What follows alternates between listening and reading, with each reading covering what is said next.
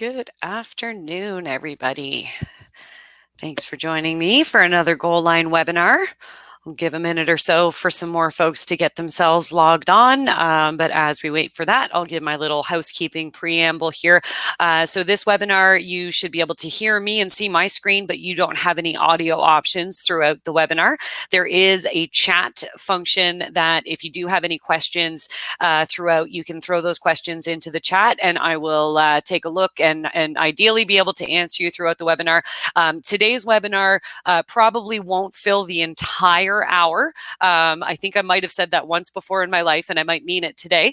So we may have quite a bit of time at the end for a little bit of Q&A through the chat there and kind of demonstrating some answers there. So use that chat to ask your questions so that we can make sure that those get addressed. If you have any questions after the webinar, you can always reach out to us at either customer success at stacksports.com. That would be more for like account inquiries and general inquiries, whereas any specific questions you have about Goalline and your kind of day-to-day stuff, you can reach out to the Goalline support team at goallinesupport@stacksports.com, or of course you can always check out our FAQ or knowledge base for some self-help materials. So I'm going to go ahead and get started. So my name is Amanda Velloutini. If you've attended any of my webinars before, you're going to see some pretty familiar sites and probably hear some familiar phrases that I apparently use quite a bit. I'm going to try to change up some of my verbiage there. But we are going to be talking about preparing for a new season and a little bit of all of the different parts of the system that you might want to take a look at when it comes to getting ready for a new season. So we'll take a little bit of looks at websites and registration and teams and leagues, seasons and schedules, just to make sure that everything is all ready and geared up to go, so that when you do have your season of play is coming up, or you're ready to start scheduling things, that the system's going to be ready for you. One of the first things that I do want to point out is that the timing of managing your season is going to be kind of key to make sure that things go smoothly for you, not just this season, but in whatever your next season is. So when we do talk about season date ranges, every sport is a little bit different, but what we're finding and what I find is that almost every sport nowadays is becoming a little bit of a year-round sport. So whether you're an outdoor sport, typically with the advent of all these indoor facilities and all kinds of cool ways for people to play all year round, there may be some differences to the way you want to manage your seasons going forward. If you historically didn't have an indoor soccer season, but now you will, that may change the way that you want to manage your teams or your divisions or manage your seasons. So we're going to start by first taking a look at what I consider to be the important items to take a look at on my season rollover checklist. You can find this article currently in our FAQ, which is available to anybody. You don't have to be logged in to get here. Just go to faq.goalline.ca. If you are logged in, I'll just go here. Your user menu here is going to have a link directly to the FAQ. So you can always get to the FAQ there, and then you can search for whatever you're looking for. There's some different categories you can just click on to drill down on your help information. I wanted to point out specifically the season rollover checklist here because it's important to just kind of consider some of these things. And we're going to take a look at how would I manage each of these items as I come across some changes or some things that I want to be paying attention to. So the first question that's asked on the checklist here is, are there any new venues in your area? Now that doesn't happen all the time, especially if you are, a hockey organization or a ringette organization or something indoor where you need a new facility to be built. Not a lot of new venues going up all the time, but if you are lucky enough to have a new venue in your area, you are going to want to make sure that you add that venue into the system so that it's there when you want to create a schedule, whether it's to upload a schedule or to add time slots to use the schedule generator. If the venue's not in the system, you're not going to be able to schedule anything there, and you're going to have to add that venue later. So just in general, if you know of any new venues, I happen to live in Cole Harbour, Nova Scotia, and a couple of years ago, we got a new turf soccer field, which is fantastic. So everybody had to go and make sure that that venue was available to select when you wanted to create some schedules. So that's one of our first things that we'll dive into. Let's take a look at managing venues. And there's a couple of things about venues that I want to point out in Goalline that you can do to make sure that the system is going to do all of what it does best, which is robust scheduling and standings and statistics tools, but also really good conflict checking. So if your organization is structured with lots of different teams, multiple divisions, maybe running some house leagues, and your facilities are used by all of those same groups and used in different ways. For example, if you have a rink that gets divided up into half ice for U9s, you want to make sure that your system is not just giving you that half ice venue to choose from when you're scheduling, but also that it's going to continue proper conflict checking with any full ice things that might be scheduled at the same time. Same concept for soccer fields and things that get broken down into smaller venues. So we'll take a look at venues. We're going to find our venues in the schedules section. So we'll go to our schedules here and locate our venues here. So there's add, edit, delete venues. There is an import option for venues, but importing venues may not recognize duplicates. So if you do already have a duplicate or venues in your system, it's sometimes easier to just go ahead and use the quick add or to add them manually. And we'll take a look at that. So we'll go into add, edit, delete venues here. You're going to see any of the venues that you already have listed over here on the right hand side.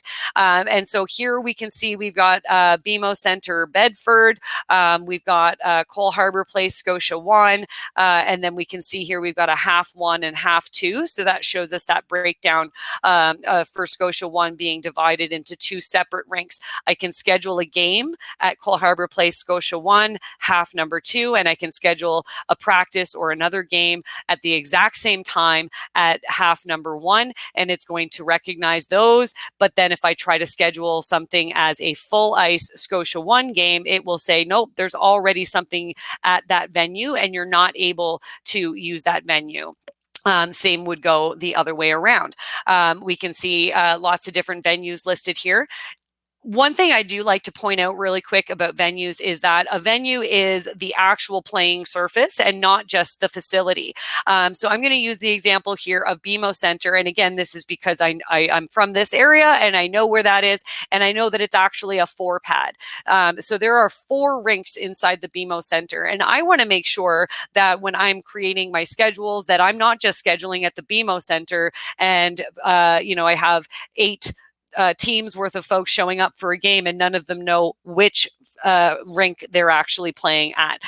So what might be a better option for naming your venues is to make sure that if inside the facility there are proper names. Cole Harbour Place, for example, has them labeled as Scotia 1 and Scotia 2 inside the facility. I'm not 100% sure about BMO Center inside if it's 1, 2, 3, 4 or if it's A, B, C, D. And so I'm going to go ahead and call it A, B, C, D. So we'll say rink A for BMO Center there. So this is more accurate, and that way I'm not going to get confused when I go ahead to schedule things.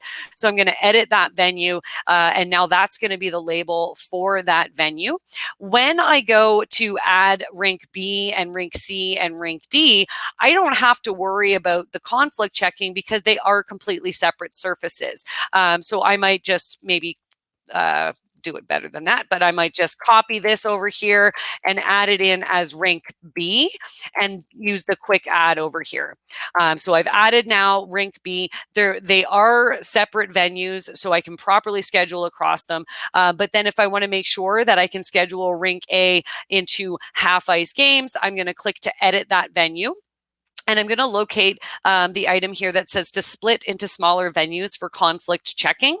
This is something that even if your venues do exist and you've already got those half ice or half field or third field venues in the system for purposes of scheduling, you may still want to go through and just double check that you have the ability to split them into the proper smaller venues for the purpose of that conflict checking.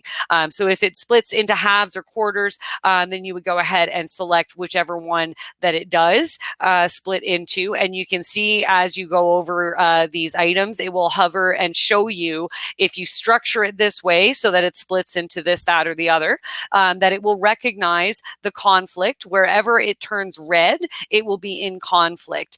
So I cannot schedule something that's a full field or full ice that conflicts when we do it this way. So you can either create a new venue, or if you do already have them that exist, you can just select them from your list of existing venues. So that's essentially enhancing your venue splitting capabilities there, because you've already got the schedules, you've already got the venues in to schedule. You just need to split them into those venues and apply what that new venue is, or what that existing venue is that represents half one or half two, or side A, side B, and use your own labels wherever you find that appropriate. I know here in Nova Scotia, we don't do a whole lot of north and south, but I know that's pretty popular in other parts of Canada and other parts of the world. So whatever structure makes the most sense for your venues. But the idea is make sure that you have all of the venues that exist in your area, so that you're able to create your schedules or upload a schedule file and not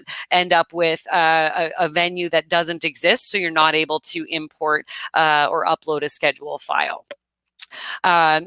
Your venue list can be exported as well. So if you did want to go and just kind of get that vetted by somebody, you're able to do that. Lots of other things you can do with venues, as you can see here, with proper full address information. We can have Google Maps, and there is a public venue listing page that's available through your standard menu settings to place in your menu. So if you're maintaining a web page with all your venue information, you don't necessarily have to do that and compile that manually. You can just go ahead and place your venue listing on the public side of your website, so that folks can go and see all the venues and see all the address information, whatever other description information may have been provided, and if available, a Google Map option there. Venues should also include, if you're an association or a club where you basically have rep or travel teams, and your home venue might be Cole Harbour Place, but maybe you travel all over the place, you do need to make sure that you have venues that are for your travel games, so that when those schedules are posted, folks are able to still do that same thing, be able to click on the venue to get address information, and have those schedules be properly listed at the appropriate venue, even if they're not necessarily your home venue. When that's the case, you do have the choice of saying that I don't want that one to show up on my public venue page, if it's something that you've only got in there for scheduling, excuse me, some road games or things like that. When the schedule is posted, every scheduled item on a calendar will always have a hyperlink for the venue, even if it's not publicly listed on your Goalline standard item for venue listing. So when it comes to venues, make sure you've got those in there. There is a help article specifically about adding venues, but that the quick add is definitely the easiest route there, to just make sure that the venue exists for you to schedule, and then you can always add address information and things later on. The next question on our checklist is whether or not you are waiting for teams to register with you. So if you're a league or if you run a tournament, you want to consider how you deal with teams that are going to come and play in the new season or next year's tournament, or this upcoming year's tournament. When you have leagues that use team registration forms that have to register with you each year, typically so that they can pay their appropriate fees and agree to the appropriate team waivers, and so that you receive the proper primary contact, coaching staff information, and potentially roster information. That is strongly recommended to use team registration forms for leagues and tournaments. And if you do, then there is some considerations to how you're going to roll your season over. There's another question here that we'll talk about before we look at actually managing the season, because both of these are going to be on that same screen. The next question is, are your team rosters going to be the same next year? So if you're a rep team, if you're a club that has rep teams, what happens to your rosters in the next season? So usually the rule is if you're a youth organization, the rosters should not remain the same. Your teams are typically labeled and called, age, gender, skill combination. So U11 boys A might be the name of your team, or U11 boys A blue if you have more than one that fits that age, skill, and gender. That U11 boys A is always U11 boys A from season to season, but the players who are on it this year are not necessarily the same players that will be on it next year for two reasons. They're going to change ages and they might not be U11 anymore. And then new players who were U9 last year are going to become U11. The other factor is, of course, things like tryouts. If it is competitive, even at some recreational levels, there may be some tiering going on in there. But with tryouts and with placements, you may have a completely different U11 boys A team next year compared to the roster that's there this year. Goalline tries to help you with that process, but when you roll your season forward, that it automatically assumes you want your rosters to be dumped. The coaches and the players get released from those teams so that they can be reassigned to the appropriate team in the next season based on, again, what did they register for? What did they try out for? How old are they now? So those things all factor in. So these two questions about team registration and rosters from season to season are going to be really important as we get to the optional settings when it comes to rolling your season forward. Adult organizations may choose a completely different set of settings here than what we might see on a youth organization. So what I'm going to do is click in here to manage seasons. There's a couple of things that this is where I tend to repeat myself. Your season name is really important, and you do want your season name to just be like what the teaser text is in here, but it's okay to have things like fall or summer or indoor, outdoor, box season or things like that. But you want to make sure that you're referring to the time of the year or the calendar year range. Hockey organizations are almost exclusively going to be a year range like this, so 21-22. Soccer tends to be like that as well for the registration year, but the season might be indoor 2021-22 and then have outdoor 2022 or 2021. So there's different ways to go about managing and naming your season, but the conventions are typically that you might be referring to an actual season and a calendar year or a calendar year range. I'll repeat again, we never use the word season in the season name. Goalline's going to attach that. So your season name is going to be followed by your schedule name. And that schedule name is going to be something like usually regular season or maybe preseason or tiering rounds or balancing, things like that. So there's lots of different schedule names. So your season name is going to come first and then your schedule name. And you don't want to have the word season in there because the system's going to include the word season in lots of different places and it ends up appearing redundant. So 2021-22 is a reasonable season name, especially if you do span across that December 31st to January 1. If you are strictly a summer season sport, then maybe you just want to have summer 2020, things like that. You also don't necessarily need to check all when you're rolling your season over. So as we can see here, we do have inconsistent active seasons, and you may have heard me say in the past or on a tutorial that I do recommend check all whenever possible, but there's certain situations that make it so that checking all is not going to be the best bet for you, especially if you're an organization that may have a combination of things going on. The checklist stuff we were just referring to, for example, if I run some house leagues that I require registration for each year, then I might treat my house leagues differently as I run through the managed season process.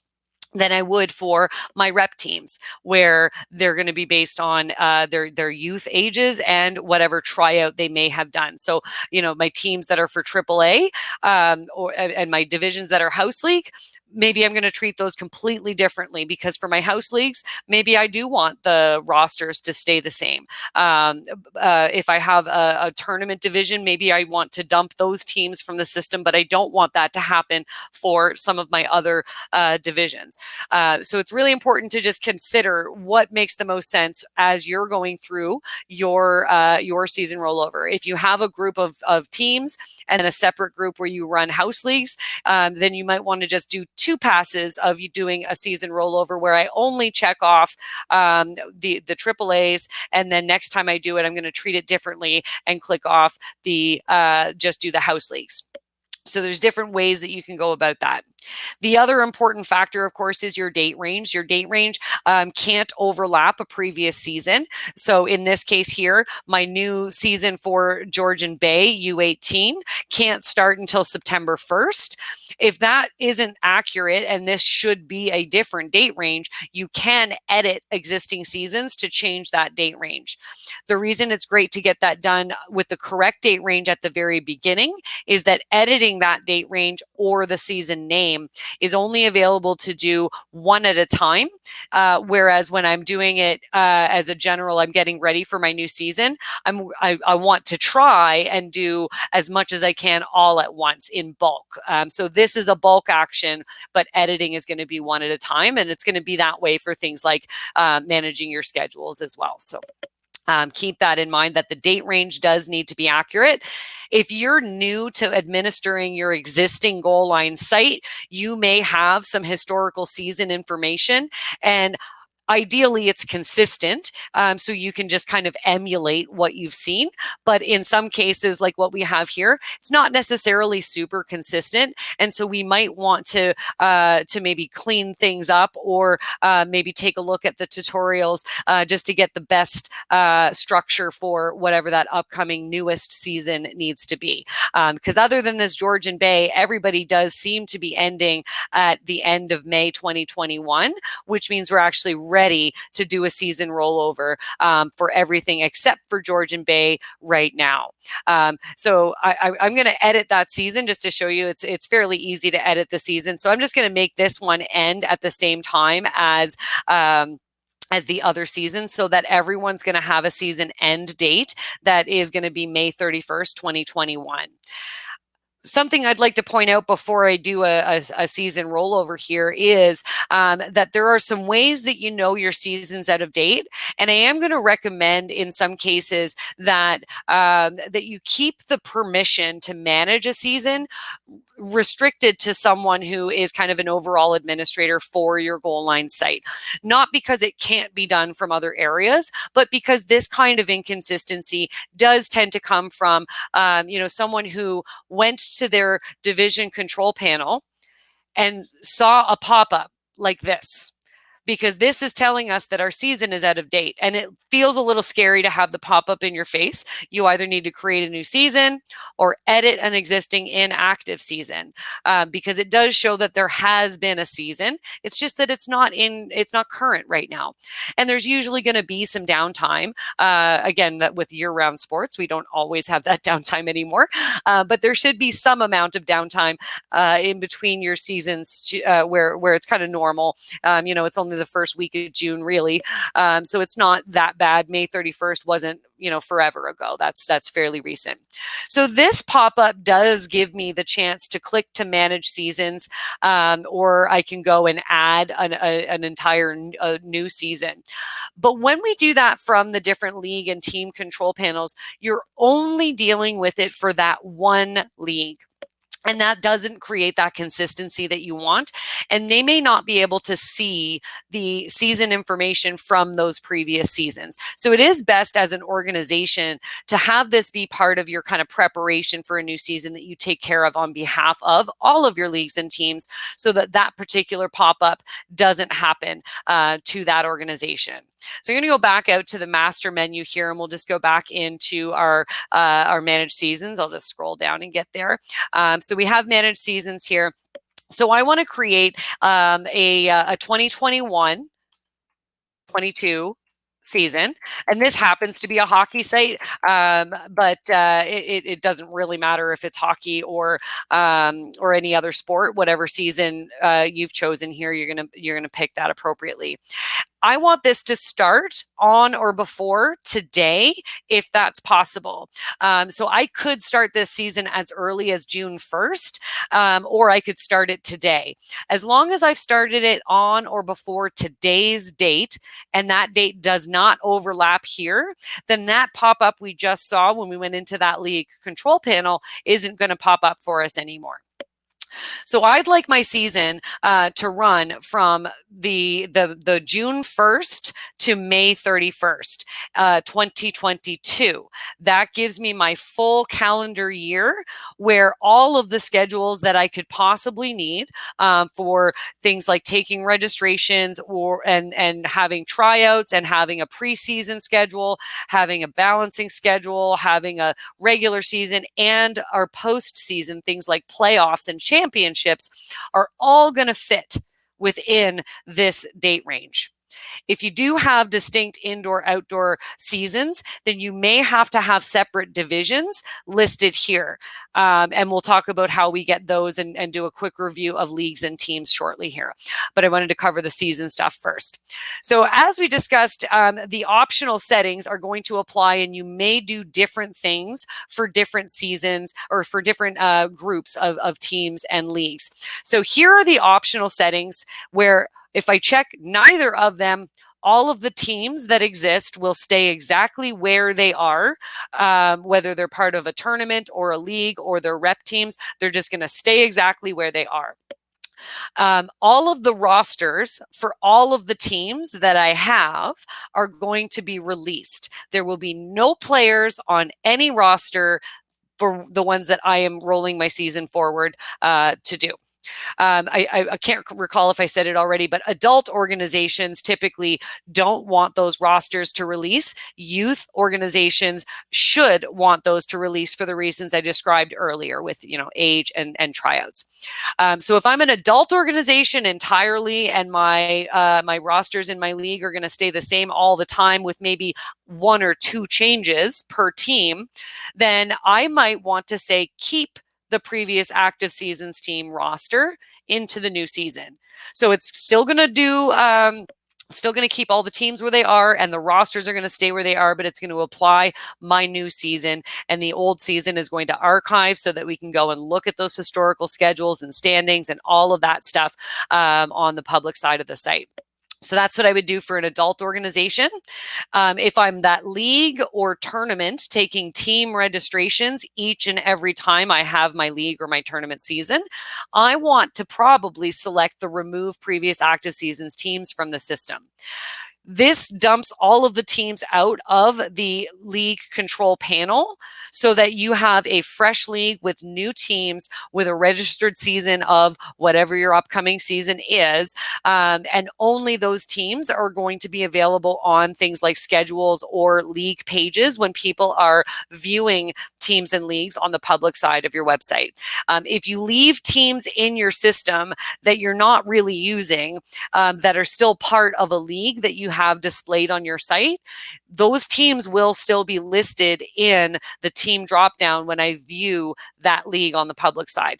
So it is important to make sure that you're doing that in a way that's clean and tidy, especially if, I might still require you to register. I know it's going to be the same 8 teams as last year, but I need them to register because I want them to pay and update their information and all of that stuff. And I want this team to be the new team that I'm using to schedule. It is important to make sure that you remove those previous active seasons teams so that doesn't get in the way. Duplicate team names and things like that are issues that may come up if you don't remove those previous active seasons teams. Because I'm using a demo site, I am going to choose my optional setting to keep my active rosters into the new season. So I'm sort of acting as if I'm an adult organization here, because that's kind of the ideal scenario. I don't want my adult team captains to have to re-enter a roster every year. If the roster is largely the same, I think it would be easier for them to make the one or two changes, release the two that weren't coming back, and add that new one that's going to be playing this year, whether they add them manually or you have a process where they use individual registration to become a member of your organization. Whatever method you choose, that roster update is easy enough to do, kind of one-off adjustments as opposed to re-adding an entire new roster. So when I click to create this season, it's going to create the 2021-22 season on all of the divisions that I have selected here. And then when that finishes up, we'll see that then we'll start to have 2 active seasons here on the list of leagues that we can see over here. As you know, if you've watched any tutorial information or have seen any of my webinars, adding a season is just the first part of preparing your new season. So now that we have our season, we do need to go in and add a schedule. Important to do this even if you don't have a schedule to upload or use yet, because we need an active season and an active schedule to make sure that we know that that division and team is going to be used in this current season that you've just created. Very quick and easy to set up a new schedule. And again, we provide that teaser text. Regular season is the safe title that almost every single organization, whether you're a team or division or league, you're going to use a regular season schedule. It may not be the only schedule, but it is going to be pretty typical to have that. If you're a league or a tournament, you're going to see this choice between standings and playoff brackets. You're not going to use the playoff bracket style unless you actually want it to be a playoff bracket that has seeds and automatically feeds through various rounds. Standing style schedules is what a regular season or a round robin schedule is. So you want that first schedule that's active first to be a standing style schedule. Obviously, the exception would be if you are strictly a tournament and you go directly into a playoff with no round robin, no seeding schedule or anything like that, then obviously go ahead and make your first active schedule a playoff bracket style schedule. But typically that's very rarely going to be the case because even tournaments will mostly have a round robin at least to schedule from. Again, we want to check all here, but if you do have drastically different schedule details for different, say, ages or skill levels, then it may be reasonable to do this in more than one pass as well. Everybody who does individual player stats will do those right now, but house leagues, we don't do individual player stats. So we'll do, these ones are going to do individual player stats. So active schedule, yes. Publish it, sure, there's nothing on it yet, but yeah, we can publish it. Publish the standings, yes or no. If you're a club, an association, this setting may not even appear here, but if it does, it's not going to impact you because there is no standings page for a rep team schedule. Your settings here for tracking and displaying individual player stats, though. So I just said that I'm gonna do my schedule differently because we are tracking individual player stats for the AAAs and the U18 here and the Canadian National, but we're not doing it for our house league. So this allows me to add a schedule in bulk with all of the appropriate details that I need for this one particular or set of divisions.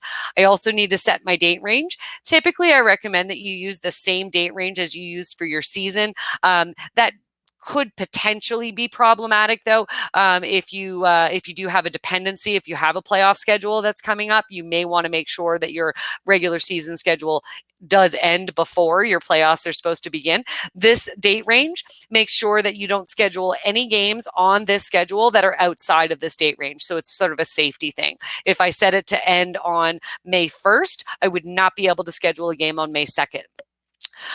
When you're setting up your details, if you haven't already, you can select that the details you've chosen become the default, so that every time you come in to manage schedules years from now, it will always have the details that you just gave the system for things like your point values and tracking of stats and publishing of the schedules and things like that.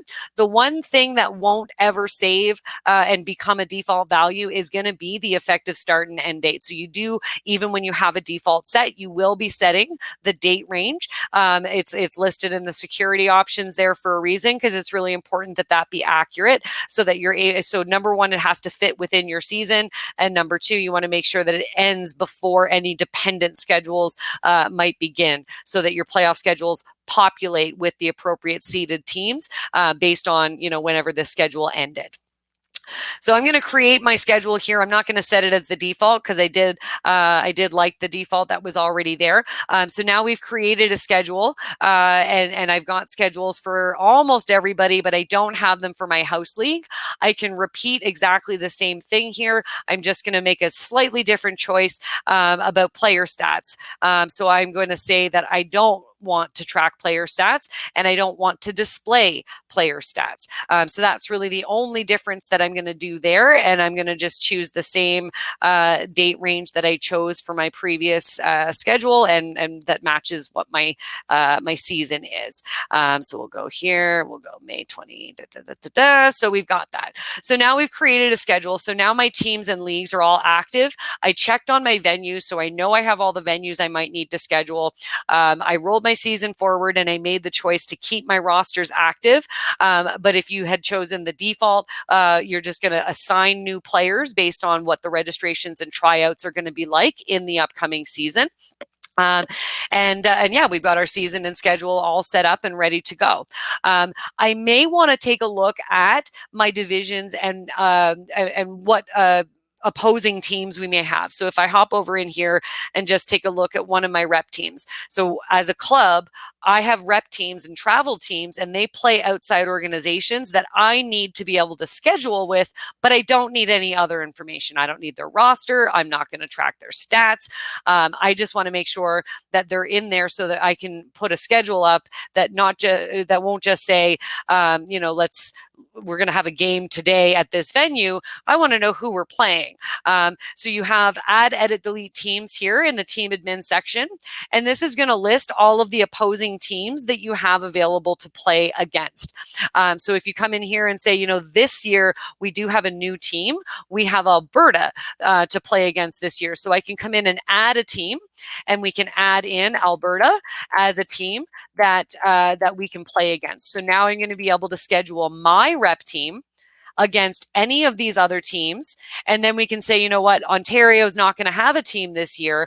I can get rid of this team if I want by clicking to delete the team. I can also just remove them from the schedule if I assume that they're probably going to be back, so that I don't have to go and add them back in the way I just added Alberta. But as you saw, that was a pretty quick and easy add. This opposing teams list is going to be applicable to any of the teams you have who share schedule details. So if I go in and look at my team 2, if they share schedule details properly, what I'm going to see is that we have Alberta to choose from here as well. So I'm able to schedule games between my Nova Scotia U18 boys and any of these opposing teams. I can also schedule games directly between my boys team and my team 2. So I've got these properly set up to play against each other. They're sharing their opposing teams. They're sharing those schedule details. So I only had to do that opposing team thing once for each of the rep teams that share those details. If I do have 6 or 7 different ages of rep teams and there's a whole new club or team in the area, you do need to go and make that addition so that you're able to schedule games against them. You are able, in most cases, when you get to the add, edit, delete games screen, to do a one at a time game add. You do have the option here to add a new team. So if the team you need to play against is not listed, you are able to add a new team. You're also able to select TBA, and you're able to select TBA for your opponent when you're scheduling for your rep team, and you're able to select TBA for league games that both visiting and home team can be TBA, which basically takes the scheduled date, time, and venue and makes it unavailable based on the fact that you're going to have a game there. You just don't know what teams are going to be playing. So there's different ways to get that in there. I point that out because you don't need to add a team to the system called TBA. TBA is always an option that you're able to schedule with. Because I'm in a rep team menu, it does advise me that because this is where I am, I have to be scheduling this team. I can't make this team TBA. I do have to be using my team, but my opponent could be TBA, and whether that's home or visiting doesn't really matter. So that is about our adding the opposing teams and sort of why it's important to have those seasons and schedules set up, because as we popped in here, there were no pop-ups or anything in our way. Everything that we have is set up and structured and ready to go. So you're able to now start scheduling games for any of the rep teams that have been set up there. When it comes to leagues, I've mentioned it a few times. There could be a potential that you're using team registration, where teams are going to come and register their team directly with you, and you'll either be reviewing and accepting or rejecting those teams manually, or you could possibly be I don't have any there. You could possibly be automatically accepting them. So basically, as long as they've paid their fee, that they're automatically accepted into the division that they've registered for. So your team registration, if you are doing team registrations, your leagues won't have any teams in them until you've gone ahead and accepted teams through a team registration form. But speaking of team registration forms, now that we have set up all of our divisions, seasons, and schedules, we're ready to start looking at getting our registration forms ready for next season. So I could have a registration form published by the end of today if I'm all set to go there. So there's two types of registration with Goalline. One is individual registration, so a single player, a single coach, a single ref, somebody coming and registering themselves with your organization. Clubs typically use this process. Players come and register on a 2021 player registration form. They provide their information. They select their program, pay their fee. There are some options that you're able to configure on your registration forms. So you can see here, we got all kinds of different forms on this site here. I'm just going to edit this one. There are some options on your registration forms where you can essentially allow players to pick their team as they register, which allows you as an administrator to skip the step of assigning them to their team later. Registration form closed. This is a similar pop-up to what we saw when our season was not current. Your registration form expiry date is there for a reason, and we don't want registration forms to span 2 or 3 years worth of seasonality for you. So your registration forms don't necessarily tie to your seasons, but it is also important to make sure that we manage those along with the season. I'm going to close this for now, and then we'll look at our forms list in just a moment and take a look at how I would go ahead and prepare for next year. When you have your form set up, there are some team registration configuration options where this is essentially where you can say, yes, you're allowed to select a team when you register yourself as an individual. That player can always be released from that team if they shouldn't have selected it. And if their team's not there, if this is not required, then they're able to register without selecting a team. You are able to make that setting required, which means players cannot register unless they've selected a team, provided all your other required information, picked the program, and paid their registration. So you're kind of in control of all of those requirements when it comes to what the players must do when they go and register. This team registration option, when it comes to individual player registration, as I said, is helpful because it eliminates the need for you to go and assign players to teams. But it's also something that isn't necessarily universally applicable to the way your organization manages itself. So this may not be something you want to use. And if you don't want to use it, you're just going to say no, and this whole section just doesn't exist. So you don't have to use that, but it is going to be shown here on the edit side of your registration form. all the other information about registration forms. There's lots of tutorial information there about preparing registration forms. But I'm going to go back to the forms list so that we can just take a look. We've got a list of forms here. I can see the date that they were last modified, and I can see the date that they expire. And for the most part, most of my forms here expire in 2021. A lot of them expired on May 31st. If I need these forms again, because I'm going to do the same program again, then I can just go ahead and copy or archive my forms. I can archive forms without creating a copy if I don't need them. So this, let's see here. So this Beachville Barracudas, I don't need this form anymore. I'm not going to use this form again next year or ever. So I'm going to go and copy and archive that form. And you can see that there's options for whether I want to make a copy. I can make a copy and archive it. So I end up with a new one for this year, and I've archived the old one. Or I can just archive, which does not create a copy. The archive makes it so that it's no longer in this list, but it is always available for you to report on when it comes to registration reporting in Find Player or in Find People or in your transaction details report. Archiving it does not remove it from your ability to report. It just gets the form out of the list. Permanently deleting is exactly what it sounds like, and it is irreversible.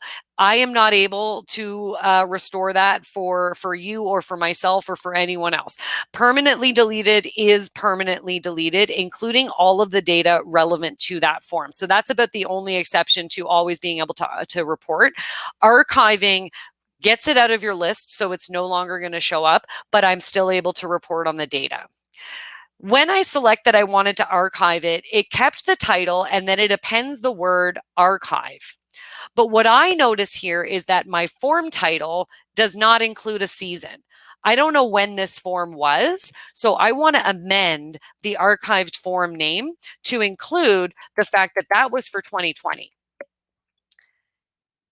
You might want to have your forms be generic and just player registration, coach registration, just register now, summer camps. You want your forms to be easy for people to find and pleasant to look at. But when you want to archive it for historical reporting purposes, you really do want to make sure that you're updating the name of that archived form so that you know which season it was associated with. And eventually you'll have, 2016 through to 2027 registration forms that are listed there, nice and easy for you to go and report on as far back as you've been taking registration with Goalline. So I'm going to submit here. So I'm archiving this form and I've given it a new title. Because I am a Goalline administrator, I do see that form still in my view. But if you were to do this, you no longer see this. Archived forms can be restored if you contact support. They can be restored this way. Something that you may encounter is if you did not add that adjustment here for that seasonal year, we can adjust that for you, restore it so that the title can be updated for easier reporting later on. So that's how we want to use those features to archive forms we don't need, but we can copy and archive at the same time. So we're ready to copy and archive our 2020 registration form to make it ready for 2022. So I'm going to select the copy and archive. The new form name has the word copy here.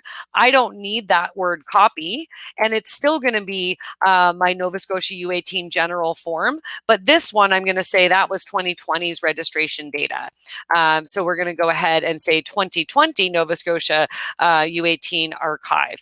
And I'm going to have a new form with the same title and an archived form with the archived form name that I just gave it. So it's creating a brand new form and letting me edit this form right away. The key here is let's review for anything that is date sensitive on this form. So as we review step one, this is where we're setting up what information is collected. The first date we'll encounter is going to be the closing date or expiry date of the form. I don't want players to register all the way up until June 8th, 2022. So we'll go ahead and maybe close this registration form at the end of August. So this will be expired at the end of August. It can be extended if you need to, but it's going to automatically become unavailable on August 31st, 2021. Sorry, it'll be unavailable on September 1st. it's available on the 31st. The other things that I might want to look at is what information am I collecting? If I asked any additional questions in the extra questions, those will copy as well. Parent information, all of that. So any information that I have here, as long as it's still relevant, then I'm just going to keep it as is. I'm going to now go and check on my programs. With the programs and products, there's a couple of things to take a look at. So your program listing, is this the breakdown that we want? Yes. When it comes to our prices, have the prices changed? So if the price has changed, I want to make my adjustment here. And I want to do this before anybody registers. No one's registered for this yet. I've just created it. It's not published. I also want to look at things like age restrictions. Age restrictions are important so that people don't register for the wrong program. But Boys U18 last year is not going to use the same age range as it does this year. So I might want to just up this to go 2004 to 2006 instead of 2003 to 2005, so that I'm capturing the right age restriction based on how old these players should be this year when they come and register for this program. So once I've made those adjustments, I would save my changes. Other areas where you might see a date is going to be a due date. You do want to make sure that that is up to date as well. So if I want to have a similar due date, but I'll just make it in 2022, I can do that. And I would repeat that for any of my programs and products and save, of course, the changes. The one thing that we do need to get involved with on the Goalline side, our support team will help you to configure installment plans. So you've copied and archived your form, but you've got an installment plan. Maybe the price is the same, or you have some adjustments. You'll send us in what your installment plans are for this year, and we'll make those adjustments to the prices, as well as the adjustments that basically schedule the actual payment. If someone signs up for an initial deposit, they're signing up and agreeing to pay on May 1st, June 1st, July 1st, and so on. And we do need to make sure that these dates are updated. So we update the pricing information, we update the birth year range for the age restriction, and you update any potential due dates in here. With policies typically don't have a lot of date stuff going on, but there may be a different language that you might be using. So this, I probably wouldn't want my 2020-21 waiver. I would want a 21-22 waiver, and so on. So you would just take a look through your policy information. Has your information changed? If so, go ahead and update it before we publish the form. If it's just a matter of some dates, you can just make those adjustments and save your policies page. And then obviously when it comes to payment information, if you do have offline payment instructions, offline payments need to be submitted by X date. Make sure that you're adjusting date sensitive information there. And then finally, the confirmation message. You may have information about your program. I've seen some really, really detailed and well-written confirmation messages that talk all about the program you just registered for. Really nicely configured, but may have some dates in them. You can expect to hear a follow-up about this on such a date or by this date. So just make sure that those are updated to be accurate for your new timelines. So adjust all your date-sensitive information on your forms, and once you're happy, you are able to preview it, make sure everything looks good, get yourself through to the payment step at the end. If you're happy with it there, you go ahead and publish your form. When your form is out of date, even if you've clicked to publish it, it is not going to be available. It's going to say that the form is unavailable, or whatever your maybe custom form unavailable messages that you may have set in site configuration. So getting your forms ready, copy and archive, and then adjust all your date sensitivities. There's going to be one exception that I'm going to mention about copying and archiving your forms. Normally, I do recommend that is the way to go. But there are some organizations using Goalline's registration tools that are not yet using our new method of adding products and discounts to registration forms. The new method of products and discounts is going to be found, you'll know if you have it, by going to website in the commerce section. If you see this option here to add, edit, delete products and discounts, then you want to create your products and discounts here so that they can be applied to any registration form you may need to use them on. For example, we have a tryout fee here. I've now created a tryout fee for my organization that I'm able to use on any and all of my registration forms, and I don't need to continually recreate this product. I can use it over and over again. Same things with discounts and coupons and things like that that you may be offering. Having your products using this feature that we call association-wide products and discounts allows you to use products on team registration forms as well. So things like if you sell swag for your event, you're able to sell those on all of your forms. The way you apply products and discounts that you've added that way to your forms is really very, very similar to the way you would have done it previously. So I'm just going to get over to step 2 here on this form. And when I go to add products, the way I know that I'm using the new products is I get a button that says add or remove products, but not a line to type in the name like we have here. Here I type in the name and I add the payment type. That's just a form specific product. That product only lives on this one and only form, and I cannot reuse that same product elsewhere. So the new method of using products is definitely preferred, and I am reasonably sure that everyone has it available if you have registration. But the caveat to what I said earlier about copying and archiving your form is, if your form's currently not using the new method of products, you do have to create a new form, but only this one last time, so that once you do have that new set of products, you can then use the copy and archive feature again. So recreating your form may be something that you want to do in order to take advantage of that association-wide products feature. I'm going to show you just one other quick thing about that particular feature. Not trying to sell you anything here, but what I think is really great about this particular feature is that most organizations, you want to use this feature for things like selling socks and jerseys and hats, and you have different sizes and maybe color options. Using the new product options does a couple of things for you. One, it lets you use a separate payment gateway if that's necessary. If you have 2 StackPay merchant accounts and you have one for merchandise, you can set it so that that merchandise pays that gateway and it uses payment splitting. The other thing is, of course, the custom attributes. So things like color, and I can add options, and we can sell a blue one and we can sell a white one. If that's not the only attribute, I can actually add another attribute, and we can go with size. So you can pick a hat that is blue or white and in size small, medium, and large. So you're able to create these attributes that allow people to select more accurate products, and you're able to fulfill whatever product people wanted a little easier.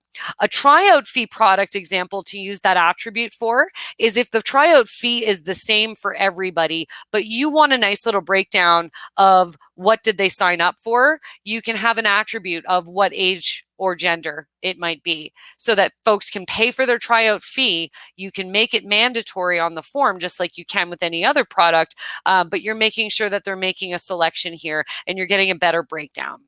So those products, that's the one reason that I would suggest not using the copy feature if you don't already have the association-wide products in use on your existing registration form. And our support team can certainly help you out with determining, do you have this feature, yes or no? And do you have to start from scratch creating a form, yes or no? And generally speaking, that's not too difficult anyway.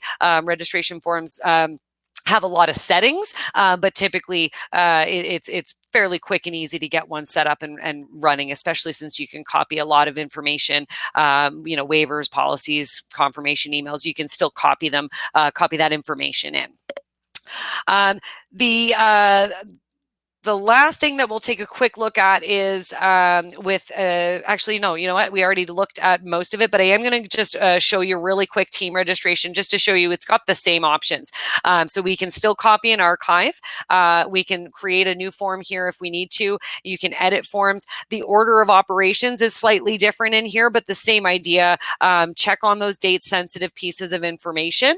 And then when it comes to programs and payment types, if you have this option to add add products here, then you're already using it. But if you don't have this option to add products to team registration forms, then that's something where we can get you hooked up with that setting, or you might just need to create a form from scratch when you're looking at your forms list. So that covers today's webinar on your season rollover. So what we've done is taken a look at how to get the season itself set up. So we've checked on our venues.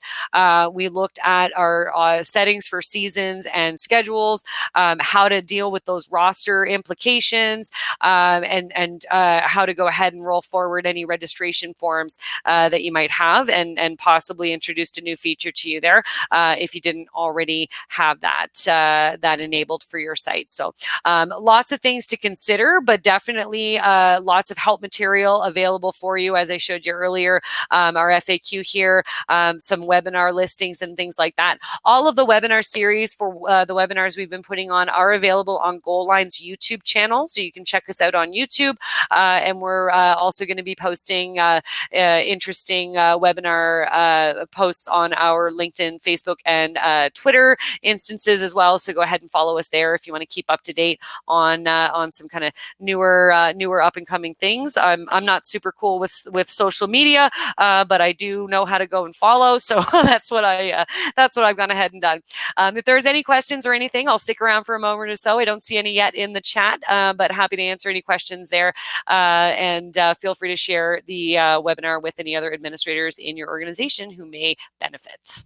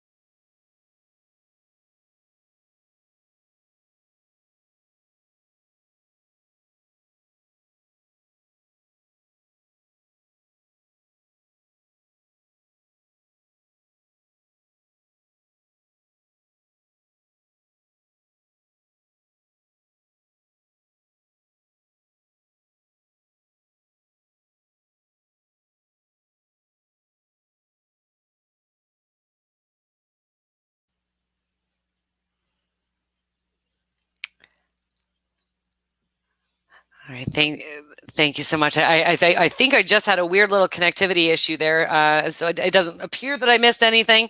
But yeah, if you do have any questions, definitely reach out to our support team or to our customer success, so that we can get you sorted out. Thanks so much, and have a great day.